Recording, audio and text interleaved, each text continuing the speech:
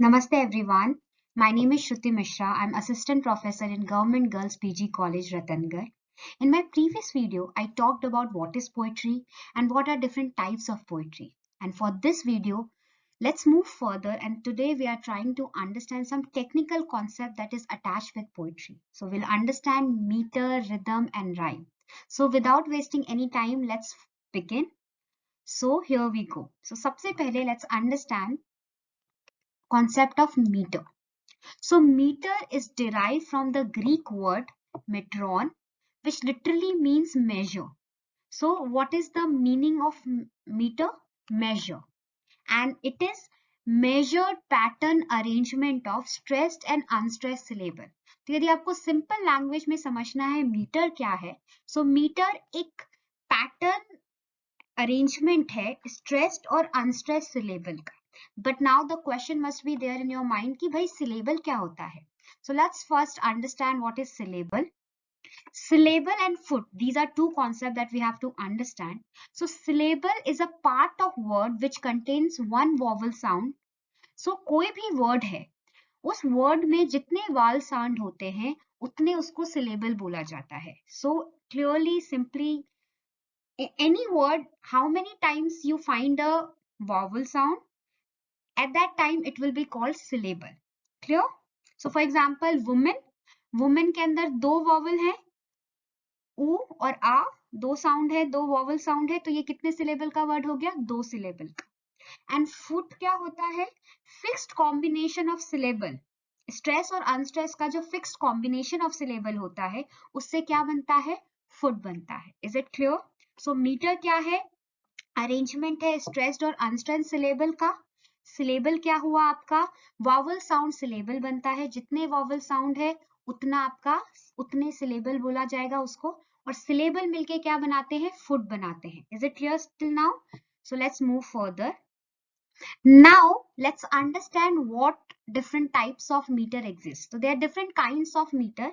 So we'll understand one by one.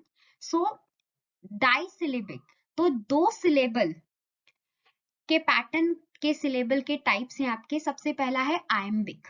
So iambic जो है दो सिलेबल के वर्ड होंगे. सबसे पहले तो ये चीज आपको समझनी है, दो सिलेबल होंगे इसके अंदर, और इसका पैटर्न क्या होगा?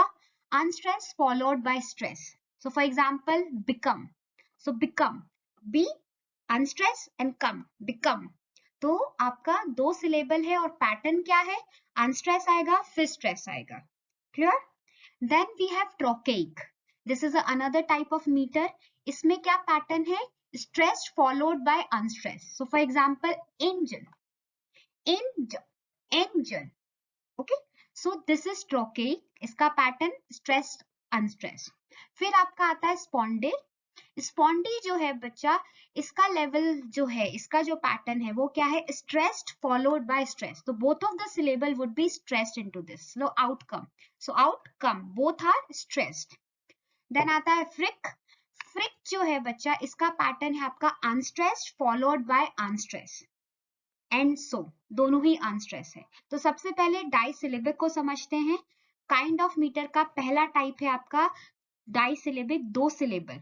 अब उन दो सिलेबल में स्ट्रेस और अनस्ट्रेस के पैटर्न के हिसाब से अदर टाइप है. यदि अनस्ट्रेस फॉलोड बाय स्ट्रेस्ड है तो उसको क्या बोल दिया आपने? आयम्बिक. यदि स्ट्रेस फॉलोड बाय अनस्ट्रेस्ड है तो उसको क्या बोलते हैं? ट्रोकेइक. यदि दोनों स्ट्रेस है तो स्पॉन्डे हो जाता है, और यदि वो दोनों अनस्ट्रेस है तो वो फेरिक हो जाता है. Clear? Now we come to the trisyllabic. Trisyllabic में भी तीन टाइप है. पहला टाइप है एनापेस्टिक. एनापेस्टिक में first two are unstress followed by stress. So catalog is can be example. Catalog, तो दो अनस्ट्रेस है और फिर स्ट्रेस सिलेबल है. Then dactylic. तो डाक्टेलिक में आपका है first two stress, third one is unstressed.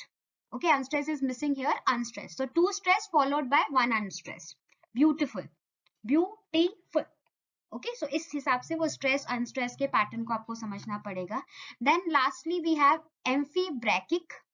Amphibrachic में unstressed, stressed, unstressed. तो पहले unstressed आएगा, फिर stress आएगा, फिर unstressed आएगा. Clear? So trisyllabically quickly revise. Anapestic का क्या है? Two unstress followed by stress. Dactylic में उल्टा हो जाएगा, two stress followed by unstress, and amphibrachic में क्या हो जाएगा, अनस्ट्रेस्ड, स्ट्रेस्ड एंड अनस्ट्रेस्ड। ये आपको थोड़ा कॉम्प्लेक्स लग सकता है बट इतना कॉम्प्लेक्स नहीं है, ये बहुत ही सिंपल कॉन्सेप्ट है, आपको बस पैटर्न समझना है। 2 सिलेबल और 3 सिलेबल है, 2 सिलेबल के अंदर स्ट्रेस और अनस्ट्रेस के हिसाब से आपके पैटर्न बन रहे हैं। तो 2 सिलेबल में आपका क्या हो गया, unstress followed by stress, iambic हो गया। स्ट्रेस और अनस्ट्रेस का पैटर्न ट्रोकेइक हो गया, स्ट्रेस स्ट्रेस हो तो स्पॉन्डे हो गया। ये तो बहुत ही इजी हो गया आपका, स्ट्रेस स्ट्रेस एस एस से तीनों याद कर लो आप। अनस्ट्रेस अनस्ट्रेस फेरिक हो गया, ठीक है। आयम्बिक और ट्रोकेइक अनस्ट्रेस तो आई यू याद कर लो और टी एस याद कर लो, तो आई यू के पैटर्न में चला जाएगा और टी एस के पैटर्न में चला जाएगा, ठीक है। एंड देन ट्राइसिलेबिक में एनापेस्टिक, डायक्टेलिक और एम्बिफ्रिक में जो आपको याद करना है वो आपको यही याद करना है, unstress followed by stress, 2 stress 1 unstress, unstress stressed and unstressed. Okay, जितनी बार आप इसको रिवाइज करेंगे उतना आपको ज्यादा ही क्लियर होगा। Clear? So let's move further. अब यहाँ पे एक और कॉन्सेप्ट है, अनस्ट्रेस और स्ट्रेस के हिसाब से तो आपने आयम्बिक, ट्रोकेइक इस हिसाब से पैटर्न कर लिए, पर जितने आपके फीट हैं, सबसे छोटा क्या है, सिलेबल है, सिलेबल मिलके क्या बनाता है, फीट, और जितने फीट होते हैं उस हिसाब से आपका मीटर चलता है। सो यदि 1 फुट है तो will call it manometer, if 2 feet है तो देयर आर डायमीटर, 3 फीट है तो ट्राईमीटर, 4 फीट है तो it will be tetrameter, 5 feet will be pentameter, 6 feet hexameter, 7 feet heptameter, 8 feet octameter. Clear? So अब यहाँ पे क्या हो जाता है, so for example iambic मतलब अनस्ट्रेस और स्ट्रेस को फॉलो करके कितने फीट है, pentameter. So you must have heard this thing, this poem follows iambic pentameter. तो वहां से अनस्ट्रेस और स्ट्रेस के चक्कर में उसको क्या बोला, आयम्बिक, और कितने उसका फीट है उस हिसाब से उसको पेंटामीटर, यदि किसी में 6 फीट है तो उसको आपने हेक्सामीटर बोल दिया। Clear? Okay, now let's move further and now will understand rhythm. So हमने मीटर कर लिया है, मीटर क्या है, मेजर को बोलते हैं, पैटर्न है स्ट्रेस और अनस्ट्रेस का, स्ट्रेस और अनस्ट्रेस के हिसाब से उसके टाइप्स थे जो हमने पढ़ लिए, और उस टाइप के साथ कितने फीट है उसको हमने कनेक्ट करके उसको डायमीटर ट्राईमीटर करके कर लिया, that's metre. Now let's move further to rhythm. Rhythm बच्चा जो वर्ड है, it has come from rhythmos, Greek word से आया है rhythmos, which means measured movement और musical flow. Okay, so Webster dictionary इसको डिफाइन करती है, alteration of strong and weak element in the flow of sound, aspect of music conspiring all element. Simply यदि आपको इसको समझना है, रिदम क्या होगा, it is a flow of sound, कि किसी भी पोइट्री में, किसी भी म्यूजिक में जो फ्लो होता है, टनना टनना टनना, जो वो रिदम चलता है, वो जो बीट चलती है, वो एक फ्लो चलता है, उसको आप क्या बोलते हैं, रिदम। एंड हर चीज में आप रिदम देख सकते हैं, I think nature is full of rhythm, हर चीज में रिदम है। तो वो जो फ्लो है साउंड का, उसको आप सिंपली क्या बोलते हैं, रिदम बोलते हैं। Clear? It's a rhythm. Now we come to the next which is rhyme. Rhyme बच्चा जो है, rhyme it is regular recurrence of corresponding sounds. So यदि आपका रिदम जो था, आपका फ्लो ऑफ साउंड है, तो यहाँ पे रिपीटेशन ऑफ साउंड है। तो जब कोई साउंड रिपीटेशन में आती है उसको आप क्या बोलते हैं, राइम बोलते हैं। Clear? And there are multiple types of rhyme, will go one by one. सबसे पहले let's understand masculine rhyme. So when final syllable is stressed, उसको क्या बोलते हैं आप, उसको बोलते हैं मैस्कुलिन राइम। जब फाइनल सिलेबल स्ट्रेस होगा, लव हो गया, मूड हो गया, फूड हो गया, तो फाइनल सिलेबल स्ट्रेस्ड है, ये वन ही सिलेबल होता है इसमें, इसलिए इसको सिंगल राइम भी बोलते हैं। Clear? Then we have feminine rhyme. Feminine rhyme में stress syllable is followed by unstress repetition of 2 sound, इसलिए इसको डबल एंड ट्रिपल राइम भी बोलते हैं। जैसे वेदर, टुगेदर, ब्यूटीफुल, तो 2 साउंड है, 2 सिलेबल है, और उसका रिपीटेशन हो रहा है अनस्ट्रेस और स्ट्रेस के पैटर्न में। क्लियर? राइम, आई राइम, आई राइम मतलब जो सिर्फ दिखने में राइम करे, जो सिर्फ दिखने में राइम करे, मतलब कि जैसे लव एंड मूव, अब इसकी स्पेलिंग सेम है बट इनके साउंड सेम नहीं है। सो ये दिखने में आपको राइम जैसा लगेगा बट ये एक्चुअल में नहीं है, इसलिए इसका नाम क्या रख दिया, आई राइम रख दिया। And most common rhyme is end rhyme, जो हम बचपन से पढ़ते आए हैं, twinkle twinkle little star how I wonder what you are. तो स्टार और आर जो एंड रिपीटेशन हो रहा है साउंड का, सेम साउंड का जो रिपीटेशन हो रहा है, जब एंड में वो रिपीटेशन होता है तो उसको आप क्या बोलते हैं, end rhyme. Then we come to the internal rhyme.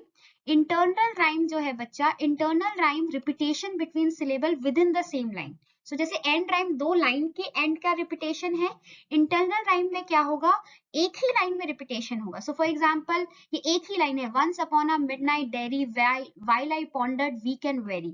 So dreary and weary एक ही लाइन के अंदर रिपीटेशन हो रहा है, दो लाइन जो अलग है उसमें रिपीटेशन नहीं हो रहा है। सेम लाइन के अंदर जब इंटरनली रिपीटेशन होता है तो उसको आप क्या बोलते हैं, इंटरनल राइम।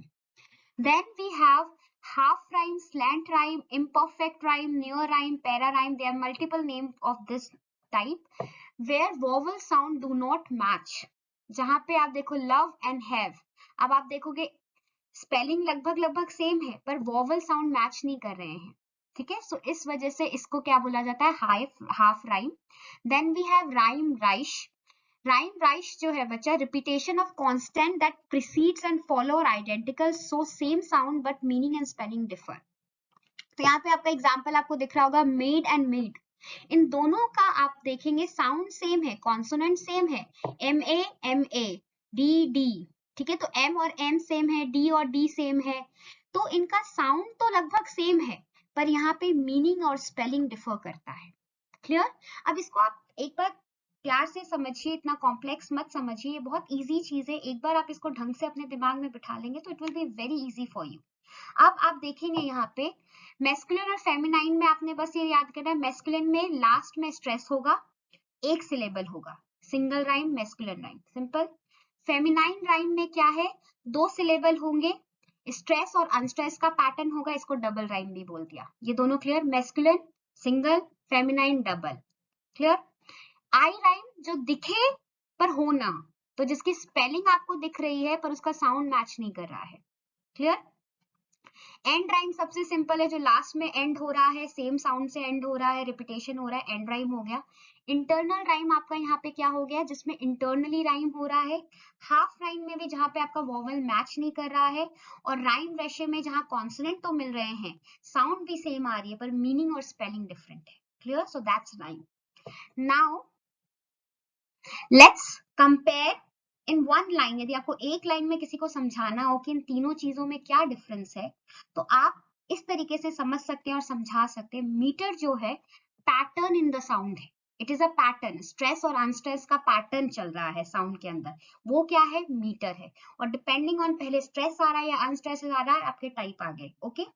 रिदम जो है, it is a flow of sound, it is a flow, it's a beat, ये जो अपने आप जो पैटर्न चलता है फ्लो है, क्लियर।